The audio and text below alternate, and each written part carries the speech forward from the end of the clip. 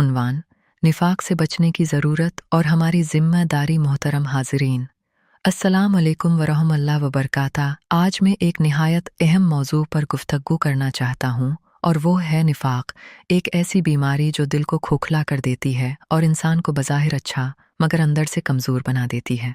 इस्लाम में मुनाफिक की बहुत सख्त मज़म्मत की गई है। कुरान मजीद में अल्लाह ताली फरमाते हैं कि मुनाफिकीन का ठिकाना जहन्नम के सबसे निचले दर्जे में होगा। इससे अंदाज़ा होता है कि निफाक कोई मामूली गुनाह नहीं बल्कि इंतहाई ख़तरनाक बुराई है।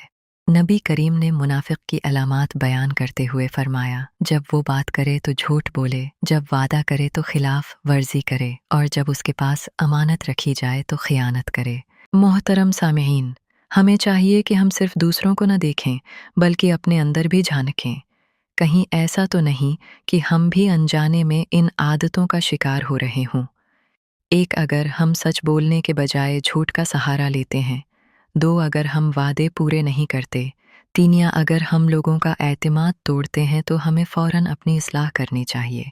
निफाक से बचने का सबसे बेहतरीन तरीक़ा ये है कि हम अपने ज़ाहिर और बातन को एक जैसा बनाएं। दिल में वही रखें जो ज़बान पर हो और ज़बान पर वही लाएं जो दिल में सच हो। नेक लोगों की सोहबत अख्तियार करें, सच्चाई को अपना शियार बनाएं और हमेशा अल्लाह से दुआ करें कि वो हमें निफाक जैसी बीमारी से महफूज रखे। आखिर में मैं यही कहूँगा कि निफाक इंसान को दुनिया में भी रुसवा करता है और आखिरत में भी नुकसान देता है, जबकि अखलास और सच्चाई इंसान को इज़्ज़त और कामयाबी देते हैं।